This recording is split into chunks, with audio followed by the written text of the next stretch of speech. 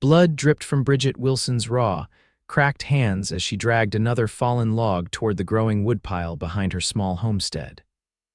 It was late autumn of 1875, and the Colorado Territory was showing its cruel face early this year with bitter winds that cut through her threadbare shawl. The 30-year-old widow glanced over her shoulder at her twin boys, Thomas and Timothy, just 10 years old and struggling with their own smaller branches.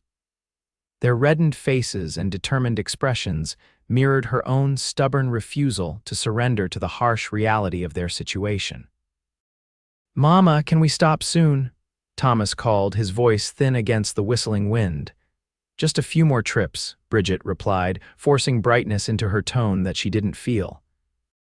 Since Joseph had died from pneumonia last winter, every day had been a battle against nature, poverty, and the crushing loneliness of frontier life. The small ranch they'd built together was slowly slipping through her fingers like the sand that blew across the plains. She heaved the log onto the pile and straightened her aching back, wiping sweat from her brow despite the cold. That's when she heard the sound of approaching hoofbeats. Visitors were rare this far from town and rarely brought good news. Instinctively, she moved to stand between her sons and the approaching rider.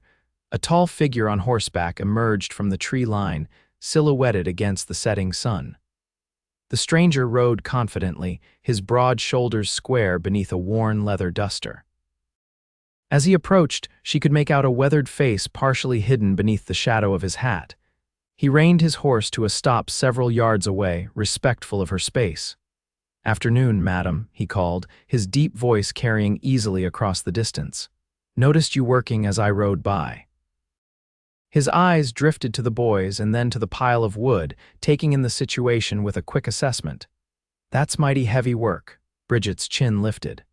"We manage just fine, mister." The stranger dismounted in one fluid motion, revealing his considerable height.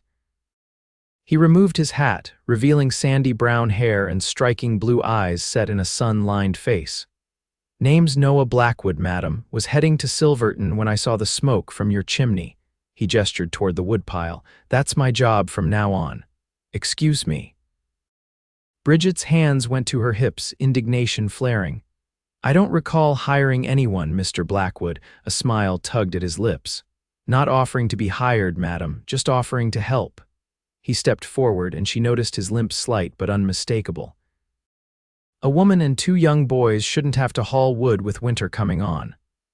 "We've been managing since my husband passed," Bridget said, softening slightly despite herself. "We don't need charity." "Not charity." Noah replaced his hat. "Just being neighborly." Timothy tugged at his mother's skirt. "Mama, my hands hurt," he whispered, loud enough for the stranger to hear.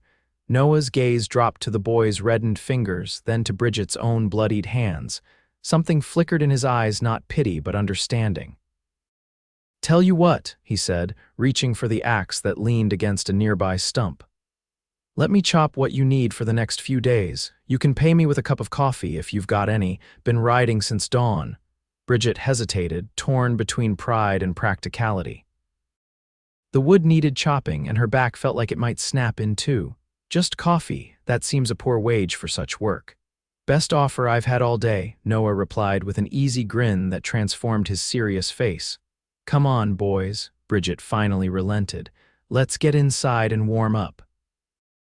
To Noah, she added, "There'll be stew to go with that coffee, Mr. Blackwood." "Just Noah, madam." "And I'm Bridget Wilson. These are my sons, Thomas and Timothy."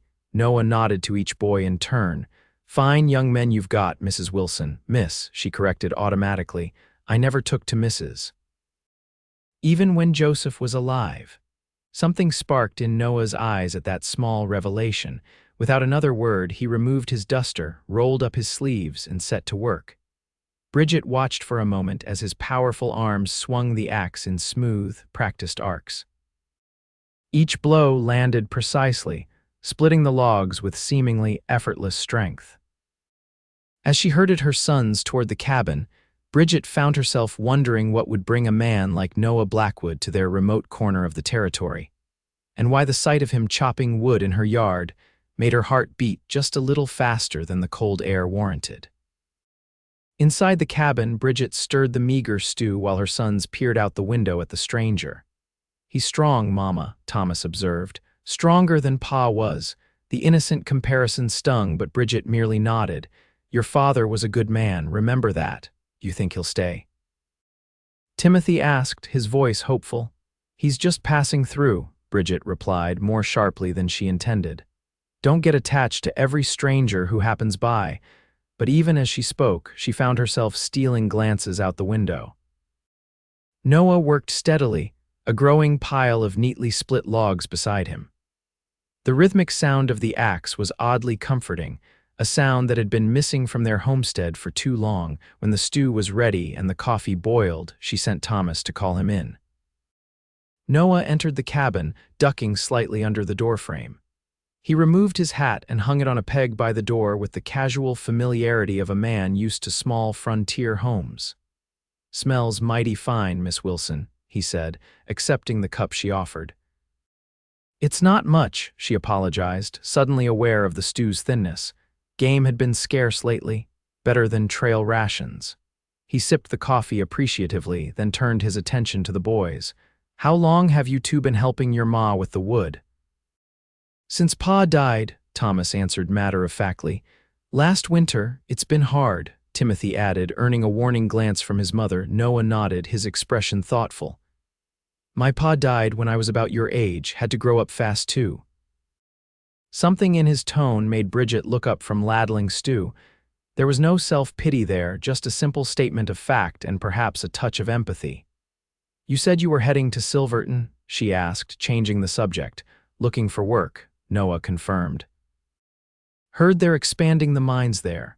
It's a hard life mining," he shrugged. "Done harder, was with the cavalry until a few years back." His hand absently rubbed his thigh, explaining the limp. "The war?" Bridget asked quietly, "and after, frontier duty mostly." They ate in silence for a few minutes, the boys watching Noah with undisguised fascination. Eventually, Timothy blurted out, "Can you shoot Indians?" "Timothy," Bridget scolded, but Noah only smiled sadly. "I've done my share of fighting, but I found most folks, red or white, just want to live in peace if you let them." "Our pa never killed nobody," Thomas said proudly. "That's because your pa was a wise man," Noah replied, meeting Bridget's eyes briefly. After the meal, Noah insisted on washing his own dish despite Bridget's protests. The small domestic gesture seemed at odds with his rugged appearance, and Bridget found herself wondering again about the man's story. "I'd best be on my way," he said finally, reaching for his hat. "Still a few hours of daylight left." "You've chopped enough wood to last us a week," Bridget said. "I'm grateful." Noah paused at the door. "There's more to be done before winter sets in. That roof needs patching, and your corral's got 3 broken rails." He hesitated, seeming to choose his words carefully. "I could stay a few days, help get things in order." Bridget stiffened. "We can't pay you." "Not asking for pay," he said quickly. "Just room and board. I'm in no hurry to get to Silverton." The boys looked at her expectantly, their hope plain on their faces. Bridget knew the sensible answer was to refuse. A single woman inviting a strange man to stay was fodder for gossip, even in these parts. But winter was coming, the roof did leak, and the thought of having help with the endless tasks of survival was powerfully tempting. 3 days, she heard herself say. "Just until the essential repairs are done." Noah nodded, a slight smile tugging at his lips. 3 days it is. As he headed back out to finish with the wood, Bridget tried to ignore the flutter in her stomach. 3 days wasn't long enough to change anything, she told herself. She'd been alone for nearly a year and had learned to rely solely on herself and her sons. A helpful stranger passing through wouldn't change that. But as she watched Noah through the window, his powerful figure silhouetted against the setting sun, she couldn't quite convince herself that everything would remain the same after his 3 days were up. The next morning, Bridget woke before dawn as usual, but was startled by the sound of activity outside. She dressed quickly and stepped onto the porch to find Noah already at work, repairing the sagging steps that she'd been meaning to fix for months. "You're up early," she observed, wrapping her shawl tighter against the morning chill. Noah looked up from his work, hammer in hand. Force of habit, Army doesn't let you sleep in. His smile was easy in the golden light of dawn. Hope I didn't wake you. I'm always up with the sun, she replied. There's breakfast to make and animals to tend. Already fed the chickens and milked your cow, Noah said, returning to his hammering. Old Bessie there wasn't too pleased with a stranger, but we came to an understanding. Bridget blinked in surprise. The morning chores were her domain, a ritual she hadn't shared with anyone since Joseph's death. You didn't have to do that. Figured you could use the extra time. He glanced up again, his blue eyes meeting hers directly. Besides, I like the quiet of the morning, gives a man time to think. She nodded, understanding perfectly. The early hours before the boys woke were precious to her for the same reason. I'll start breakfast then. Noah worked steadily through the morning, moving from the porch steps to the roof. Bridget tried to focus on her own tasks, mending clothes, preparing meals, teaching the boys their letters, but found her attention continually drawn to the man. He worked with a quiet efficiency that was impressive to witness. By midday, the leaking section of roof was properly patched, and he'd moved on to the corral. The boys hovered around him whenever possible, eager for male attention.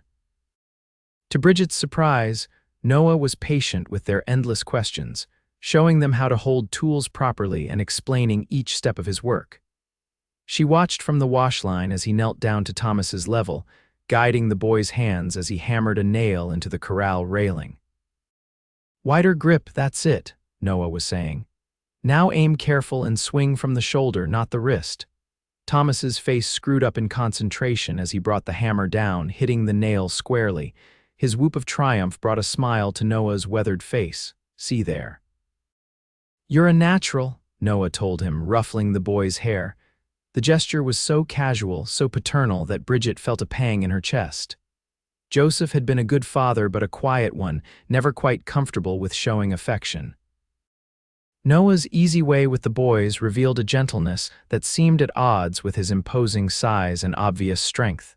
At lunch, Noah ate heartily but without greed, complimenting Bridget's cooking though it was simple fare. The conversation flowed more easily than the day before, with Noah sharing carefully edited stories of his travels that had the boys wide-eyed with wonder. Have you ever been to California? Timothy asked, his mouth full of biscuit. Swallow before speaking, Bridget reminded him automatically. Noah smiled. Yes, spent some time there after the war, saw the ocean biggest thing you ever laid eyes on, water as far as you can see, and the waves sound like thunder when they break on the shore. I'd like to see the ocean someday, Thomas said dreamily. Maybe you will, Noah replied. World's changing fast, railroads going everywhere these days. Our pa was going to take us to Denver on the train, Timothy said, before he got sick. An awkward silence fell at the mention of Joseph. Bridget busied herself clearing the plates, not trusting her voice. Noah watched her for a moment, then turned back to the boys. Denver's a fine city, getting bigger every year, he said. But you know, there's plenty of grand things to see right here in the territory. Ever been up to the high country? Lake so clear you can see straight to the bottom and fish just waiting to be caught. The boys shook their heads, captivated. Well now, that's something we might have to remedy, Noah said, glancing at Bridget. If your ma approves, maybe we could take a fishing trip up to the creek tomorrow. Bring back some trout for supper. Before Bridget could respond, the boys erupted in excited pleas. She hesitated, torn between the practical value of fresh fish and her unease at how quickly Noah was becoming integrated into their routine. I suppose that would be all right, she finally conceded. But only for a few hours. There's still work to be done, Noah nodded, understanding her reservation. We'll be back by mid-afternoon, plenty of time to finish the corral and start on that lean-to that's about to collapse. As the boys raced outside, chattering about fishing, Noah lingered at the table. I hope I didn't overstep, he said quietly. Bridget sighed. No, it's fine, they miss having a man to do things with. Noah's gaze was steady. They're good boys, you've done well with them.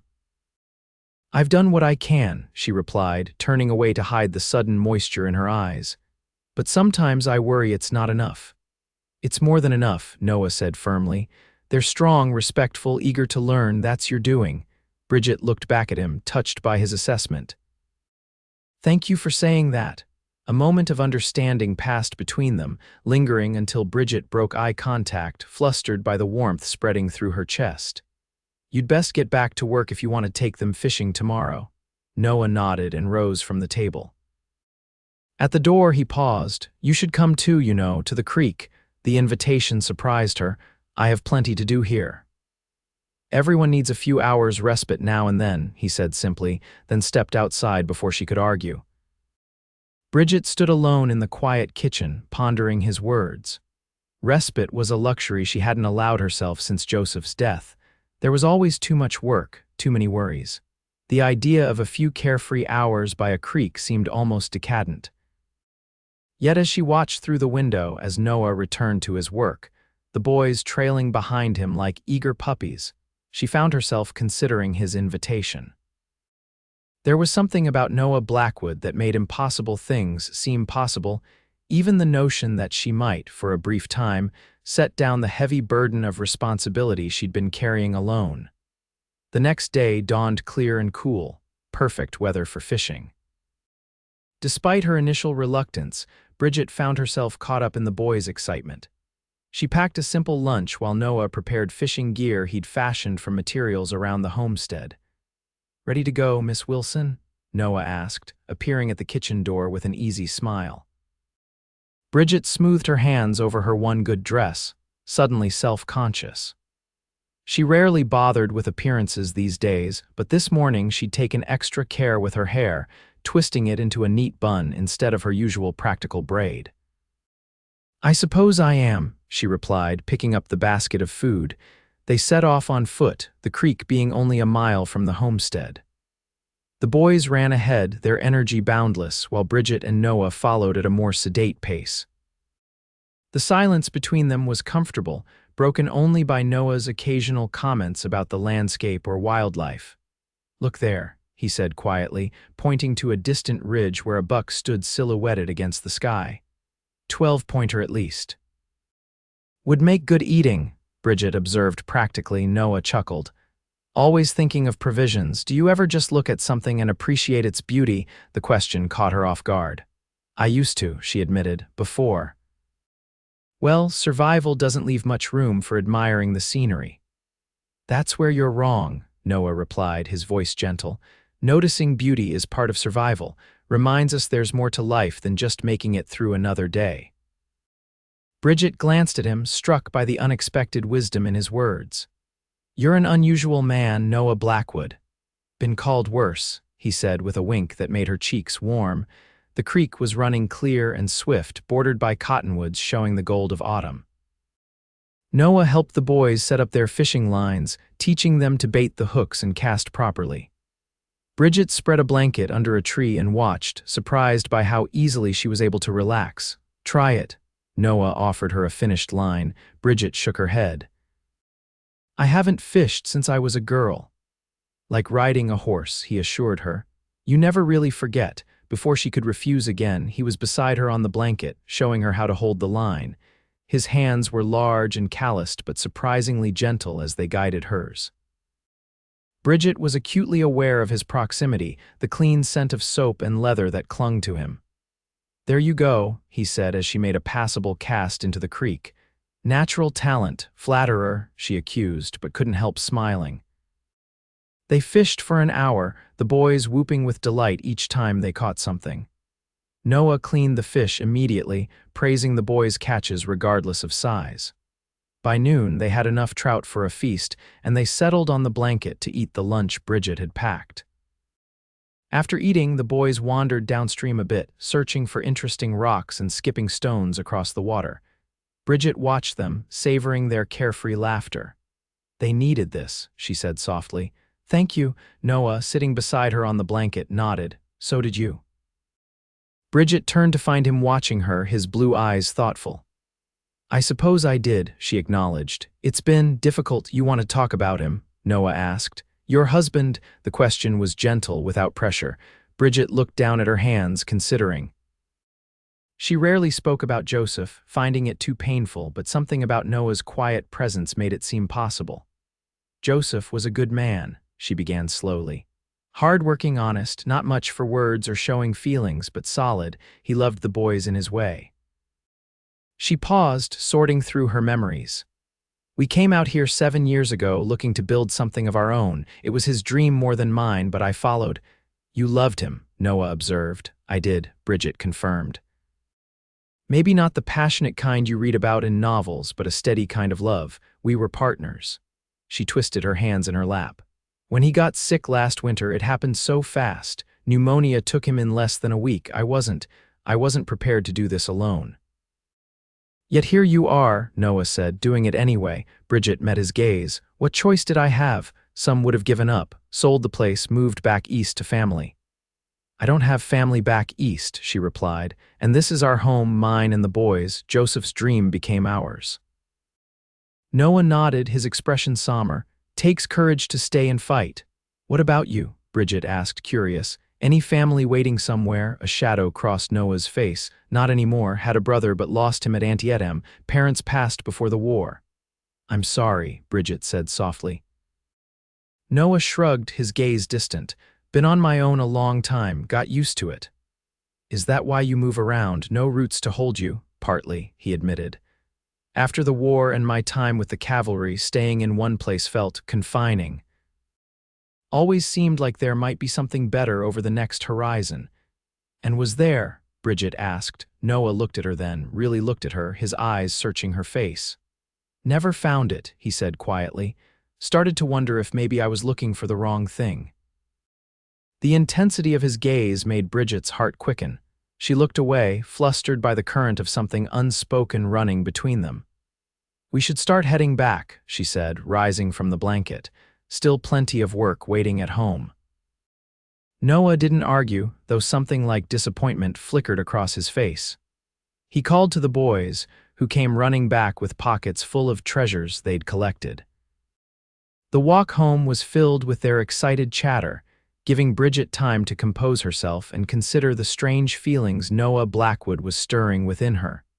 That evening, after the boys were asleep, Bridget sat on the porch steps, wrapped in a quilt against the night chill. The stars were brilliant overhead, a canopy of diamonds against the black velvet sky.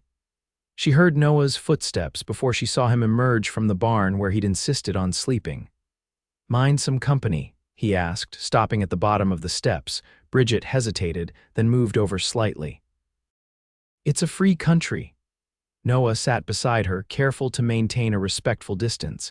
They sat in silence for several minutes, both gazing up at the stars. Tomorrow's my last day, Noah said finally. According to our agreement, Bridget felt an unexpected pang at his words. Yes, I suppose it is. Got the corral fixed, roof patched, steps mended, just that lean-to to finish up. You've done more than I expected, Bridget acknowledged. We're grateful. Noah turned to look at her profile in the moonlight. I've been thinking. A dangerous pastime, she quipped, trying to lighten the sudden tension in the air. He smiled briefly but continued in a serious tone. Winter's coming on fast. You're going to need more help than just 3 days' worth. Bridget stiffened. We managed last winter, we'll manage this one.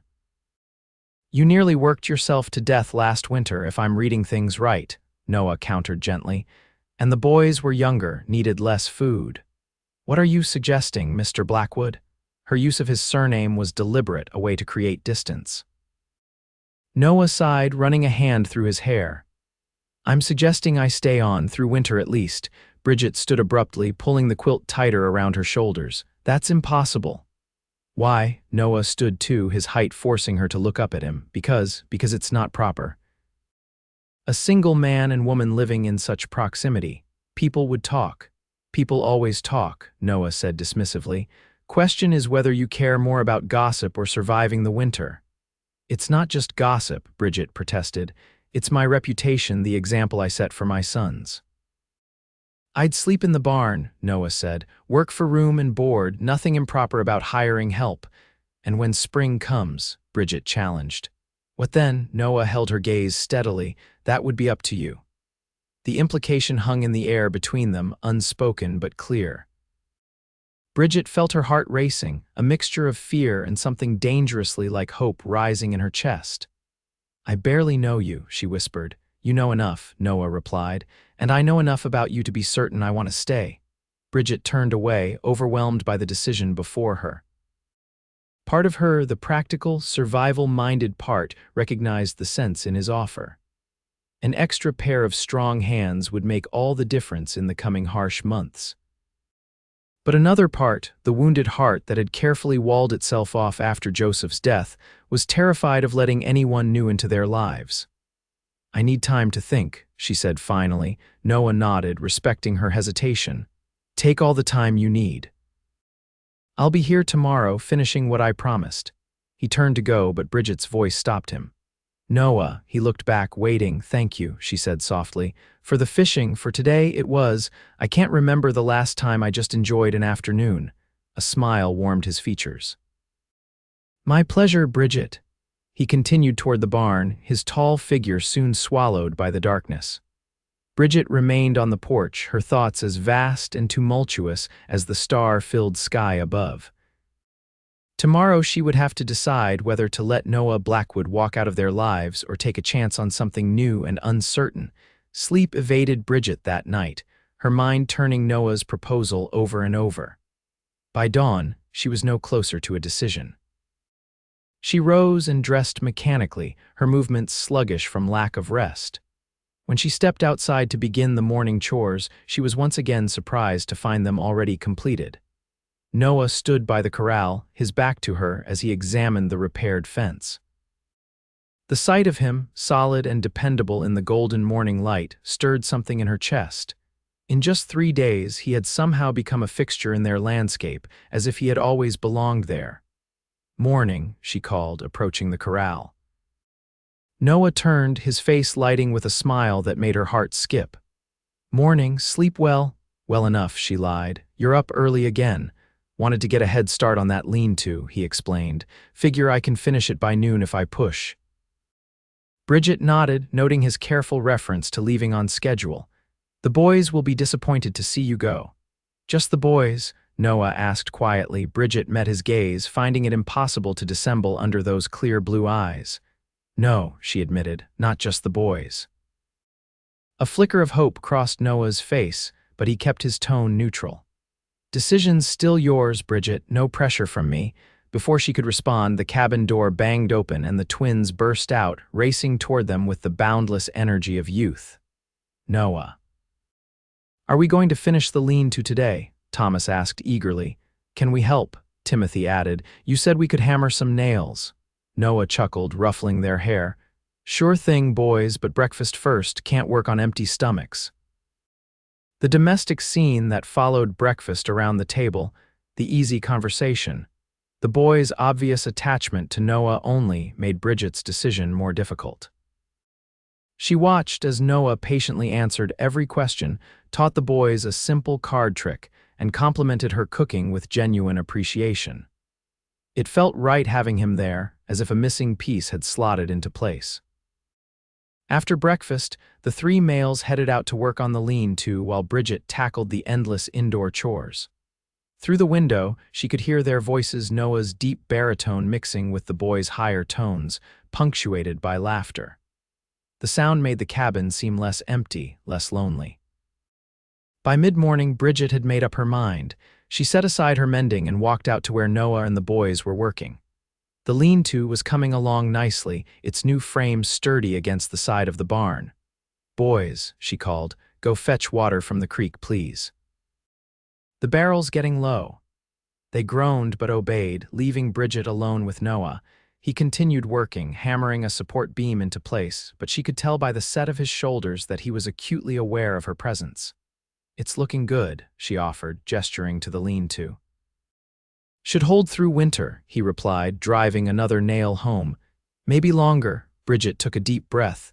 Noah, he set down his hammer and turned to face her, his expression carefully neutral. Yes, I've been thinking about your offer. Noah nodded, waiting. The practical part of me says it makes perfect sense, she continued. We do need help, especially with winter coming, but, he prompted gently when she faltered. Bridget squared her shoulders. But I need to know why. Why would you offer to stay? You don't know us. You were headed to Silverton for work. What changed? Noah's gaze was steady, honest. "I didn't expect to find anything on this journey except maybe a mining job and a bunkhouse. Certainly didn't expect to find a woman like you and two boys who remind me what family means." He stepped closer, his voice dropping. "Some things just feel right, Bridget. Meeting you feels right.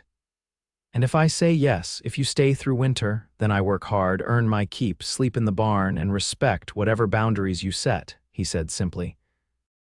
"And maybe over time, we see if there's something more between us than just neighborly help." Bridget studied his face, searching for any sign of deception or ulterior motive. She found none, just openness and a warmth that made her pulse quicken. "The barn gets terribly cold in winter," she said finally.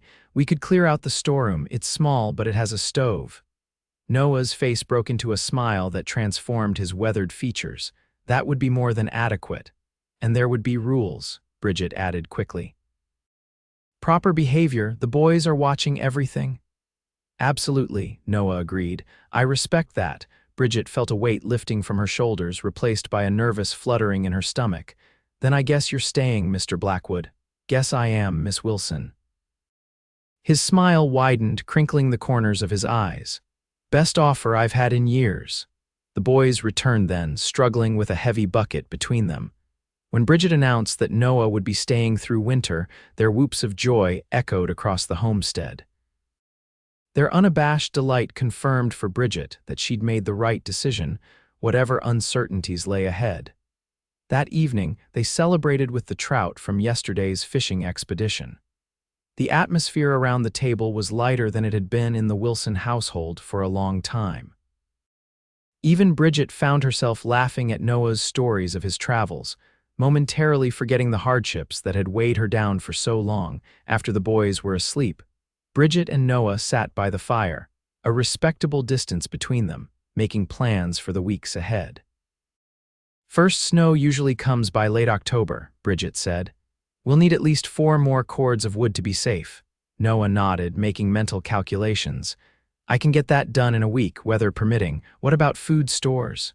Root cellars half full. Could use more preserves, and we're low on flour and sugar."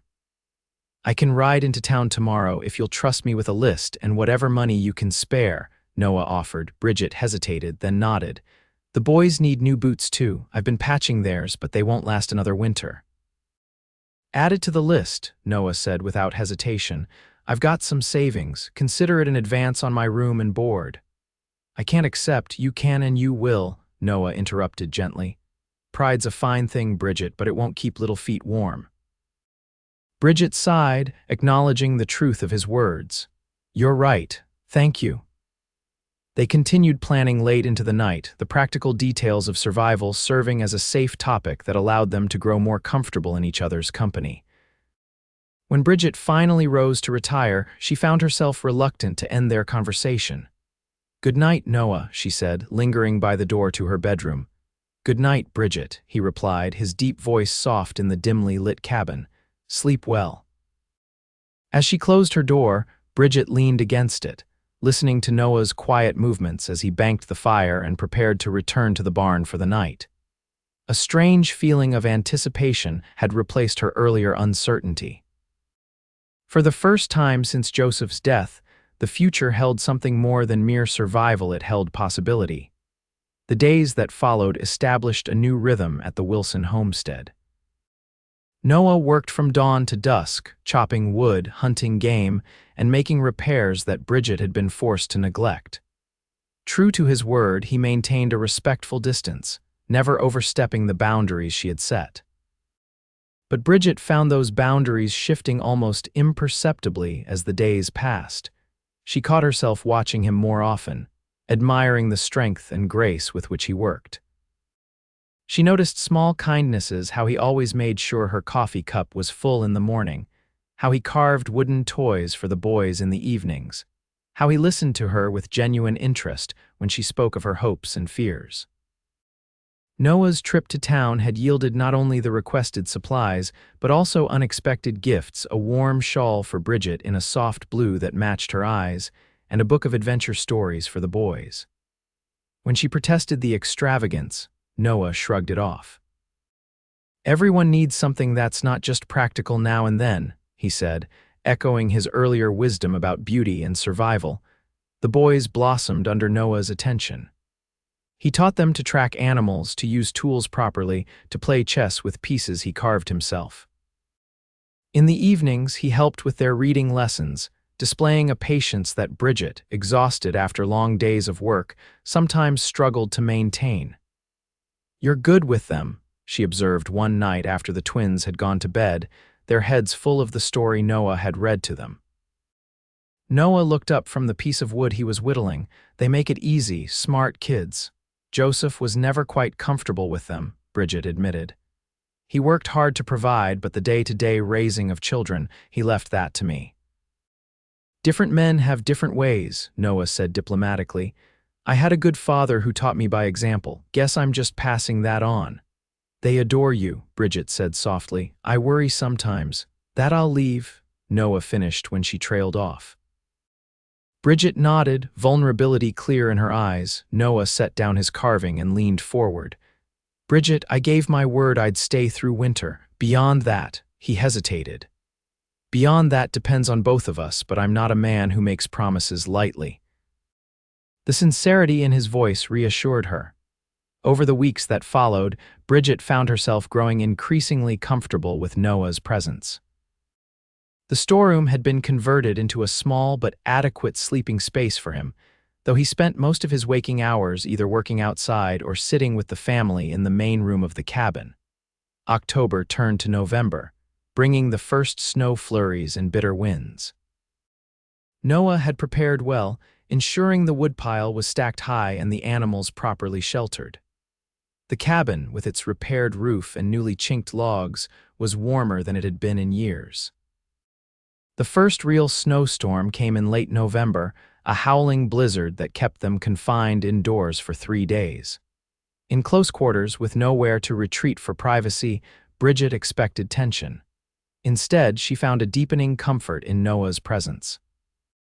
He entertained the boys with stories and games, helped with indoor chores without being asked, and maintained an easy conversation with Bridget that made the hours pass quickly.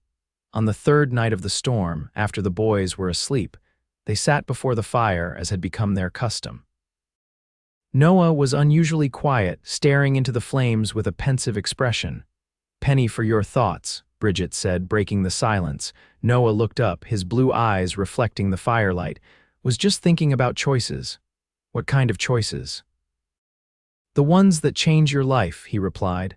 "Like the choice to stop when I saw you carrying wood that day." Bridget felt a flutter in her chest. "I'm glad you did." "So am I." Noah's gaze held hers. "Very glad." Something in his tone made Bridget's breath catch. They had been careful these past weeks, maintaining the proprieties despite the growing attraction between them. But in this moment, with the wind howling outside and the fire crackling between them, the air seemed charged with unspoken feelings. "Noah," Bridget began, not entirely sure what she wanted to say. He waited, giving her time to find the words. "I never expected this," she finally continued. "After Joseph died, I thought that part of my life was over. I was focused only on survival, on raising the boys. And now—" Noah prompted gently. Bridget met his gaze directly. "Now I find myself thinking about possibilities I'd given up on." Noah set aside his carving and moved to sit beside her on the small sofa, not touching, but close enough that she could feel the warmth radiating from him. "Bridget," he said, his voice low and serious, "I need you to know something. I came here with no expectations beyond helping a widow and her sons for a few days. I didn't plan on staying, didn't plan on—" He gestured between them. "This, whatever it is that's growing between us." "And yet here you are," Bridget said softly. "Here I am," Noah agreed. "And here I want to be, but only if it's what you want too." Bridget's heart pounded as she considered his words. The rational part of her mind cautioned prudence. They had known each other barely 2 months. But her heart recognized something rare and precious in Noah Blackwood, something worth taking a chance on. "I'm scared," she admitted. "Not of you, but of feeling again, of being vulnerable." Noah nodded, understanding in his eyes. "Fear's natural, shows you care about what might be lost." But Bridget sensed there was more to his thought. But sometimes the possibility of joy outweighs the risk of pain, Noah finished. At least that's what I'm finding myself believing these days. Slowly, giving her every chance to pull away, Noah reached for her hand. His calloused fingers enveloped hers, warm and strong. The simple contact sent a shiver through Bridget that had nothing to do with the cold outside. "I'm not asking for decisions tonight," Noah said. "Just acknowledging what's happening. The rest can come in its own time." Bridget looked down at their joined hands, then back up to Noah's face. In his eyes she saw patience, respect, and something deeper that made her pulse quicken. "Thank you," she whispered, "for understanding." They sat like that for a long time, hands clasped, watching the fire burn down to embers. When Bridget finally retired to her room, she felt a curious mixture of peace and anticipation. Something had changed tonight, a step taken toward a future she was only beginning to imagine. The storm passed, leaving a pristine blanket of snow across the landscape. Life resumed its rhythm, but with subtle differences. Noah's hand would linger when passing Bridget a cup of coffee. Their eyes would meet across the table, exchanging smiles that carried private meaning. In the evenings, they sat closer on the sofa, sometimes with shoulders touching as they read or talked. The boys noticed, of course. Children miss little, especially when it concerns their own household. "You like Noah, Mama?" Timothy asked one afternoon as Bridget tucked him in for a nap. The directness of the question startled her. "Of course I do, he's been a great help to us." Timothy gave her the skeptical look only a child can perfect. "No, I mean, do you like him like Pa, because he likes you that way? How do you know that?" Bridget asked, buying time to compose her thoughts. "Because he looks at you the way Billy Johnson's Pa looks at his Ma," Timothy explained, as if it were obvious, "and he smiles different when you're around." Bridget smoothed his blanket, considering how to respond. "Would it bother you if I did?" "Like Noah that way," Timothy shook his head. "I think it would be good. Thomas does too." "You've discussed this?" Bridget asked, surprised. "Uh-huh, we decided Noah should stay forever, not just for winter." Bridget laughed softly at her son's matter-of-fact planning. "Well, that's something Noah and I would need to decide together." "But you do like him," Timothy persisted. Bridget kissed his forehead. "Yes, I do like him very much. Now sleep." As December arrived, bringing Christmas preparations and even deeper snow, the relationship between Bridget and Noah continued to evolve. They had not spoken directly of the future since that night by the fire, but their growing closeness was undeniable. One crisp afternoon, Noah suggested taking the boys sledding on a nearby hill. Bridget agreed to join them, bundling up in layers against the cold. The outing turned into an afternoon of laughter and play unlike anything the Wilson family had experienced since Joseph's death. Noah fashioned a crude sled from a barrel stave and took turns pulling the boys across the snow. When they reached the hill, he showed them how to position themselves for the fastest ride down the slope. Bridget watched from the sidelines, content to observe their joy. "Your turn," Noah announced, approaching her with the makeshift sled. Bridget shook her head. "I haven't been sledding since I was a girl." "Perfect time to remember how," Noah insisted, his eyes twinkling with mischief. Before she could protest further, he had convinced her onto the sled. To her surprise, he settled behind her, his strong arms encircling her waist. "Hold tight," he murmured close to her ear, sending a shiver down her spine that had nothing to do with the cold. They pushed off, gathering speed as they raced down the hill. Bridget's initial fear gave way to exhilaration, and she found herself laughing aloud as they flew over the snow. Noah's solid presence behind her felt secure and thrilling at once. When they reached the bottom, both breathless and flushed, Noah's arms remained around her for a moment longer than necessary. Bridget turned slightly to look up at him, their faces close enough that she could see the individual snowflakes caught in his eyelashes. "Thank you," she said softly. "For what?" Noah asked, his breath forming clouds in the cold air. "For reminding me how to play, how to enjoy life again." Noah's expression softened, his eyes warm despite the winter chill. "Bridget," he began, his voice husky. Before he could continue, the boys came tumbling down the hill on their own sled, crashing into a snowbank with peals of laughter. The moment passed, but something had shifted between them another step toward whatever future lay ahead. Christmas approached, bringing with it a festive spirit that Bridget had lacked the energy to summon the previous year. Noah disappeared into the forest one morning and returned dragging a perfect pine tree, which they decorated with paper ornaments and strings of dried berries. He carved wooden toys for the boys and insisted on keeping them secret until Christmas morning. On Christmas Eve, after a simple but hearty dinner, they gathered around the fire. Noah produced a small fiddle from his pack, an instrument Bridget hadn't known he possessed, and played traditional carols. His skill was moderate but enthusiastic, and soon they were all singing along, the cabin filled with music and laughter. When the boys finally went to bed, buzzing with excitement for the morning, Noah and Bridget remained by the fire. He set aside the fiddle and reached into his pocket, producing a small package wrapped in a scrap of cloth. "Merry Christmas," he said, offering it to Bridget. "Noah, you shouldn't have," she protested. "I don't have anything for you. You've given me a home for the winter," he replied. "That's more than enough." Bridget carefully unwrapped the package to reveal a delicate wooden pendant on a leather cord. The carving depicted a small cabin with smoke curling from its chimney, surrounded by pine trees. "It's beautiful," she whispered, tracing the intricate details with her fingertip. "May I?" Noah asked, gesturing to the necklace. Bridget nodded, turning so he could place it around her neck. His fingers brushed against her skin as he secured the clasp, causing her pulse to quicken. When she turned back to face him, they were closer than before, the air between them charged with unspoken feelings.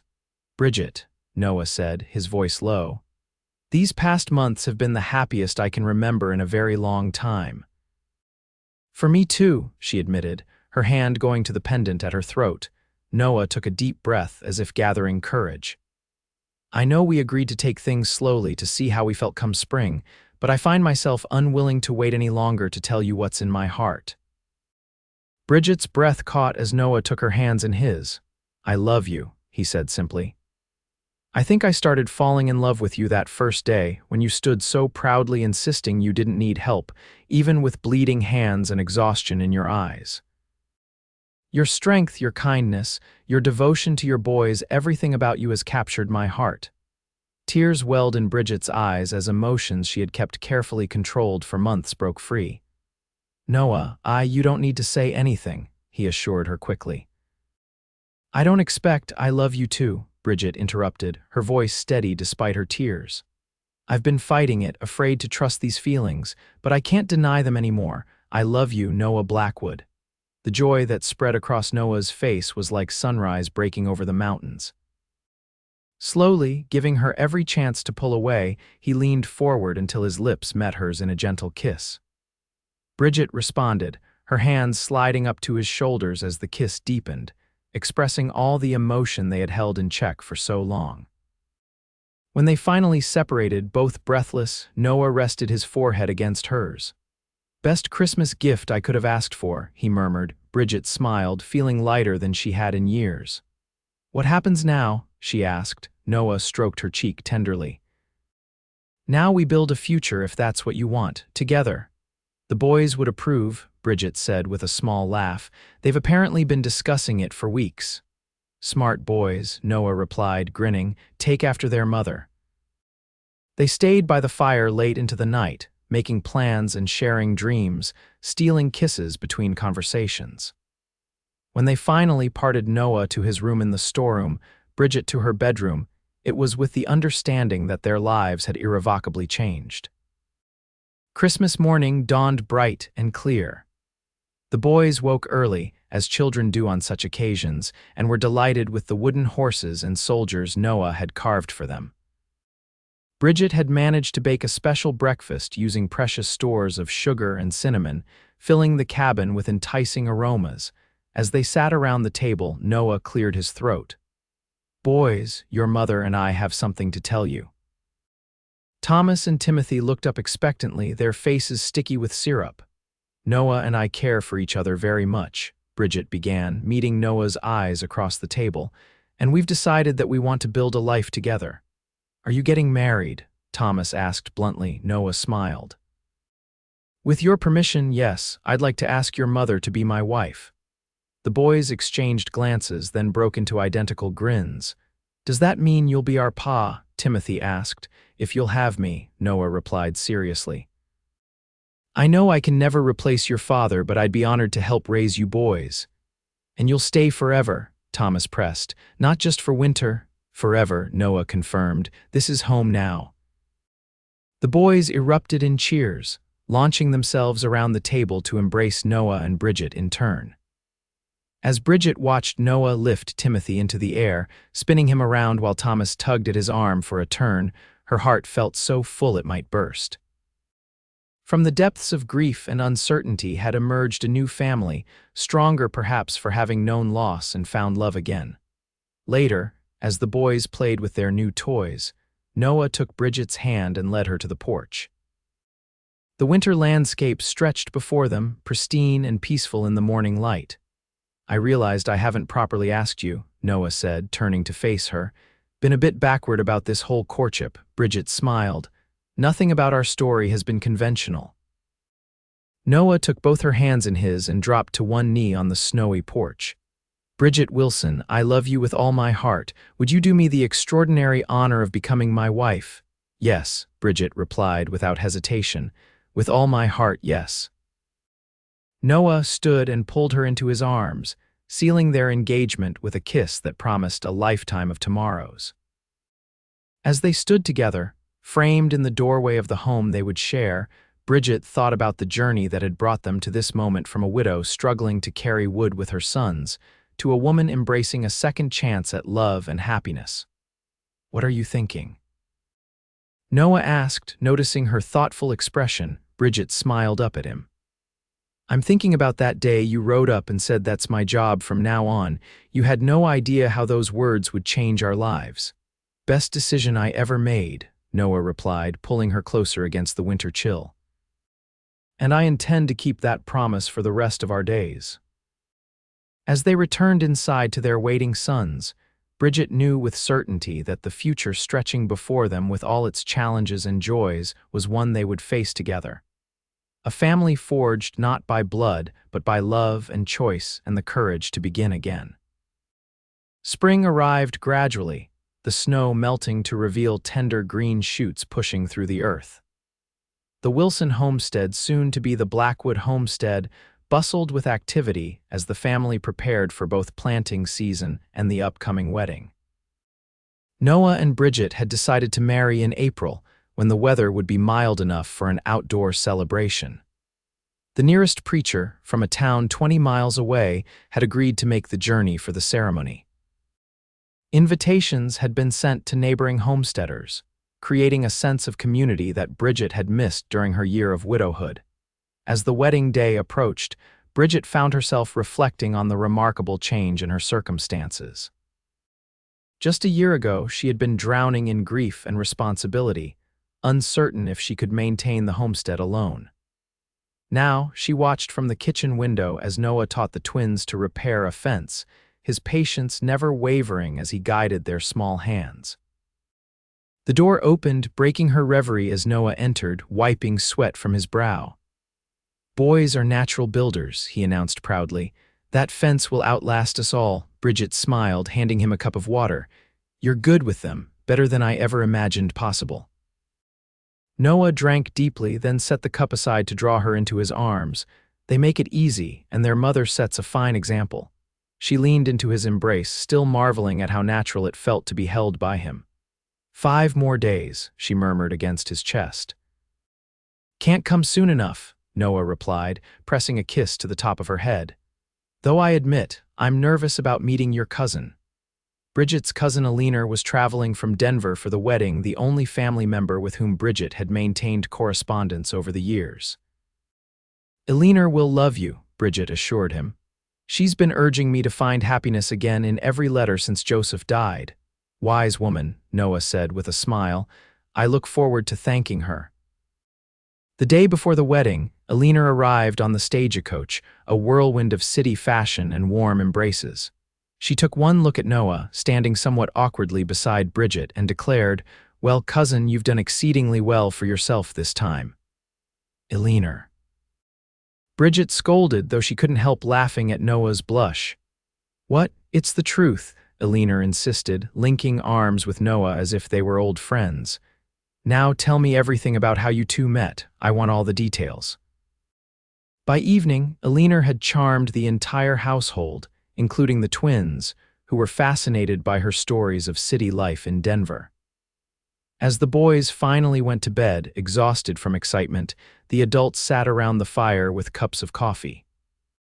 "I haven't seen Bridget this happy in years," Alina observed, her eyes warm as she watched the couple.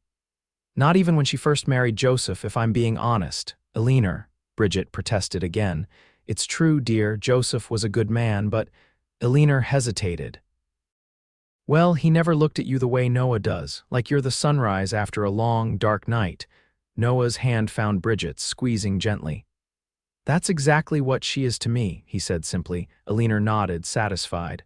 "That's as it should be." She raised her cup in a toast to second chances and the courage to embrace them. They clinked cups, the moment somehow solemn despite its simplicity.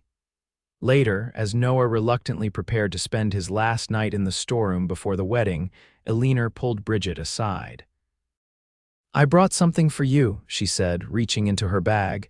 She withdrew a carefully wrapped package and handed it to Bridget. "It was Mother's. I thought you might want to wear it tomorrow." Bridget unwrapped the tissue paper to reveal a delicate lace veil, yellowed slightly with age but still beautiful. "Oh, Alina," she breathed. "It's perfect." "Every bride should have something special," Alina said, her eyes misty. "And Mother would have been so happy to see you finding love again." The women embraced, the shared connection of family a comfort to both.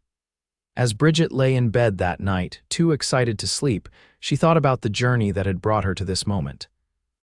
From the depths of grief to the threshold of new joy, it had been a path she never expected to walk. Yet here she was, on the eve of her wedding to a man who had arrived in her life as unexpectedly as a summer storm and proven just as transformative. The wedding day dawned clear and mild, as if nature itself approved of the union.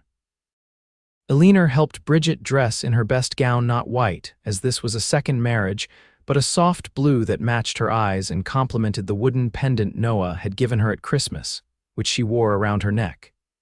"You're radiant," Alina declared as she arranged the lace veil. "Absolutely radiant." Bridget glanced in the small mirror, hardly recognizing the glowing woman who looked back at her. "I feel like a girl again," she admitted, "nervous and excited all at once." "As you should," Alina replied. "Love is always a miracle, especially when it comes after sorrow."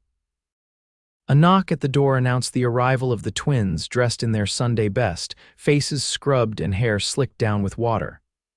"Mama, you look pretty," Timothy said, his eyes wide. "Noah's waiting with the preacher," Thomas added. "He looks scared," Bridget laughed. "Then we shouldn't keep him waiting, should we?" The ceremony took place under an arch of spring flowers that Noah had constructed, with neighbors and friends gathered in a semicircle. As Bridget walked toward him, flanked by her sons, Noah's face reflected such joy and wonder that tears sprang to her eyes. The preacher's words were traditional, but they took on new meaning for a couple who had found each other against all odds. When they exchanged vows, Noah's voice was steady and sure, while Bridget's trembled slightly with emotion. The simple gold band that Noah placed on her finger had been purchased during his last trip to town, a surprise he had kept carefully hidden until this moment. "I now pronounce you husband and wife," the preacher declared. "You may kiss your bride." Noah's kiss was gentle yet filled with promise, appropriate for the public setting yet conveying the depth of his feelings. The small gathering erupted in cheers and applause, with the twins jumping up and down in excitement. The celebration that followed was simple but joyous. Tables had been set up in the yard, laden with food contributed by neighboring families. Fiddle music filled the air as people danced and congratulated the newly married couple. Bridget found herself passed from partner to partner in traditional dances, but her eyes constantly sought Noah, who seemed equally unable to look away from her. When they finally had a moment alone, Noah pulled her behind the barn, away from the festivities. "Mrs. Blackwood," he murmured, drawing her into his arms, "I've been waiting all day to have you to myself, even for a minute, Mr. Blackwood," Bridget replied, smiling up at him. "I believe we have a lifetime of moments ahead of us." "Starting tonight," Noah said, his voice deepening as he claimed her lips in a more passionate kiss than the one they had shared during the ceremony. Bridget responded eagerly, her arms twining around his neck. When they finally broke apart, both breathless, she rested her head against his chest. "I never thought I could be this happy again," she admitted. "After Joseph died, I believed that part of my life was over." Noah stroked her hair tenderly. "Life has a way of surprising us. The day I saw you carrying wood with your sons, I was just passing through, had no intention of stopping, let alone staying." "Thank goodness you did," Bridget said, "though I was quite indignant about your offer at the time." Noah chuckled. "You were magnificent in your indignation." "Still are when riled." Their conversation was interrupted by Timothy's voice calling, "Mama, Noah, where are you? It's time for cake." They returned to the celebration hand in hand, greeted by knowing smiles from the guests.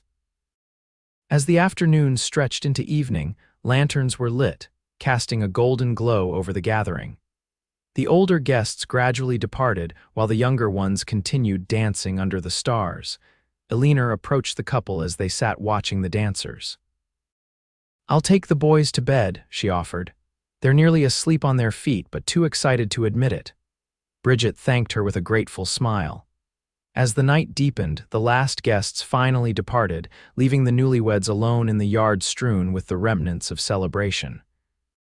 "Shall we go in, Mrs. Blackwood?" Noah asked, offering his arm with a formality that made Bridget laugh. "Indeed we shall, Mr. Blackwood," she replied, matching his tone. They entered the cabin, now truly their home, where Eleanor had thoughtfully lit candles before retiring to the storeroom with the boys.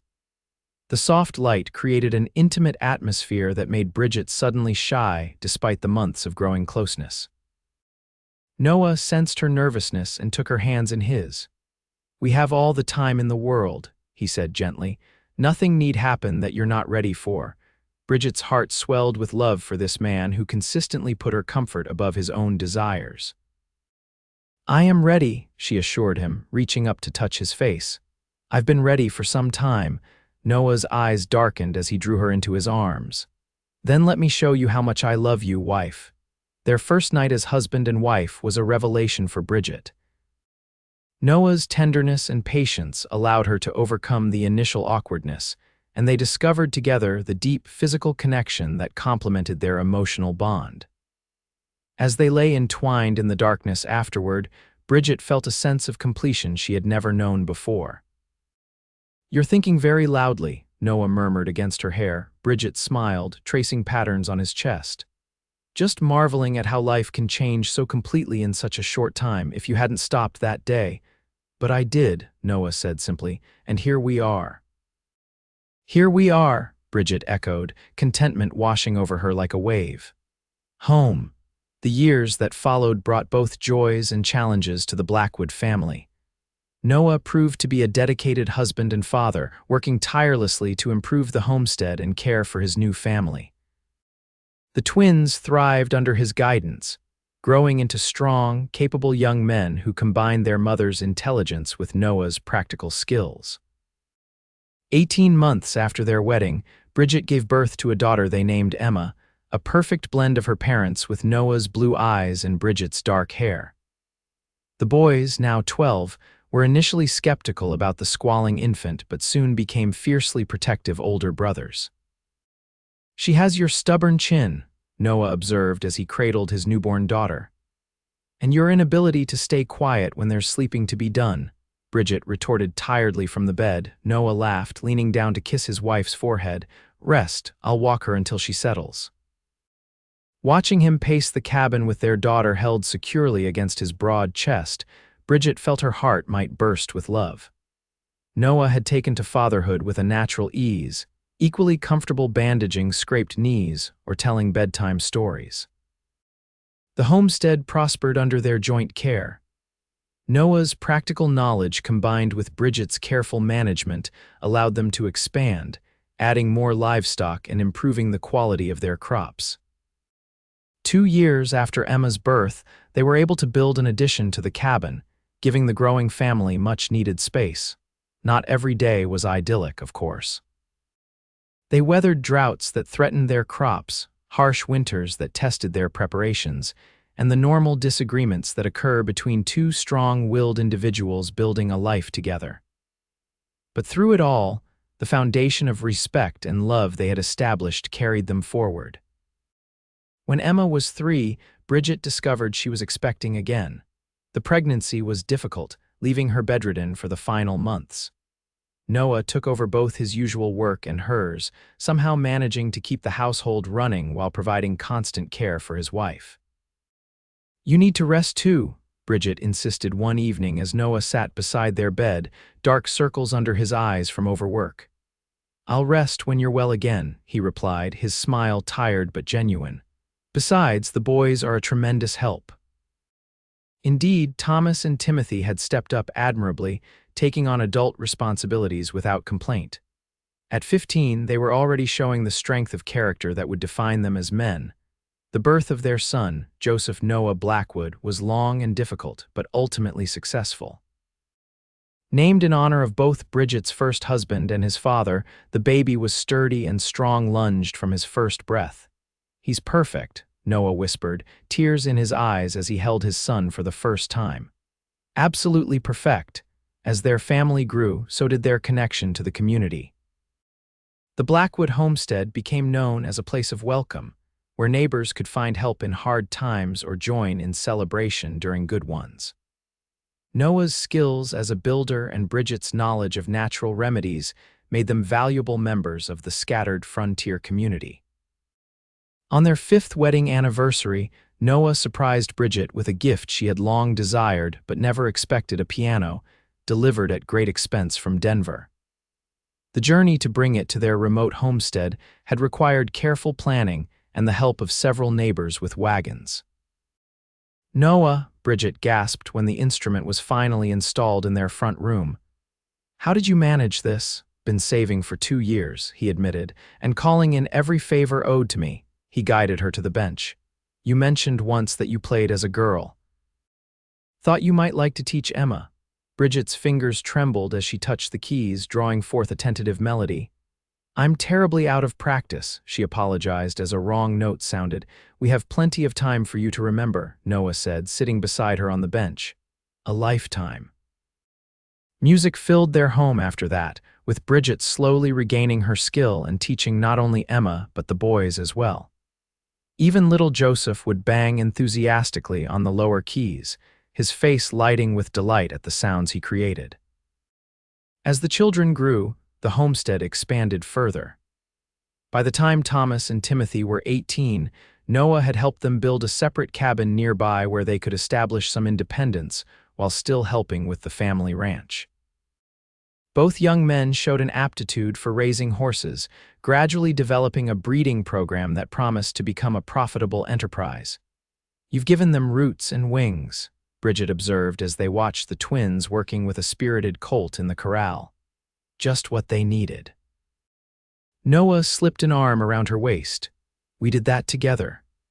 Emma, at 8, was her father's shadow, following him around the homestead and absorbing his knowledge of plants, animals, and building. She had his calm temperament but her mother's quick mind, a combination that served her well as she began taking on more responsibilities. 5-year-old Joseph, in contrast, was a whirlwind of energy and mischief, constantly testing boundaries and asking questions that left his parents both amused and exhausted. "He reminds me of you," Noah teased Bridget one evening after spending an hour answering Joseph's relentless why questions about everything from stars to horseshoes. "Me, I was never so exhausting," Bridget protested. "Not to others, perhaps," Noah replied with a grin. "But I've no doubt you asked those same questions in your mind, even if you were too polite to voice them." Life settled into a rhythm of seasons and milestones: first days of school, harvests, holidays, birthdays, each one celebrated with the appreciation of a family that understood how precious these ordinary moments truly were. On their 10th anniversary, after the children were asleep, Bridget and Noah sat on the porch swing that had been another of his handcrafted gifts over the years. The spring night was mild, scented with blooming flowers and the promise of summer. 10 years, Bridget mused, her head resting against Noah's shoulder. Sometimes it feels like we've always been together, and other times it seems like just yesterday that you rode up and offered to chop wood. Best offer I ever made, Noah replied, his arm tightening around her. Though I had no idea where it would lead. No regrets, Bridget asked, a question she still posed occasionally, needing reassurance that Noah truly had found fulfillment in their settled life. Not a single one, he answered without hesitation. Every morning I wake up beside you, I count myself the luckiest man in the territory. Bridget smiled, believing him completely. The restless cowboy who had arrived at their homestead all those years ago had found his home not just a physical place, but in the family they had built together. Remember what you said that first day, she asked. That's my job from now on, Noah nodded, his expression thoughtful. Turned out to be more true than I knew, not just chopping wood, but caring for you and the boys, building a life together. You've kept that promise well, Bridget said softly. They sat in comfortable silence, watching the stars emerge in the vast Colorado sky. The homestead around them was quiet, peaceful in the knowledge of work well done and a family secure in its bonds of love. As Bridget nestled closer to her husband, she reflected on the journey that had brought them to this moment.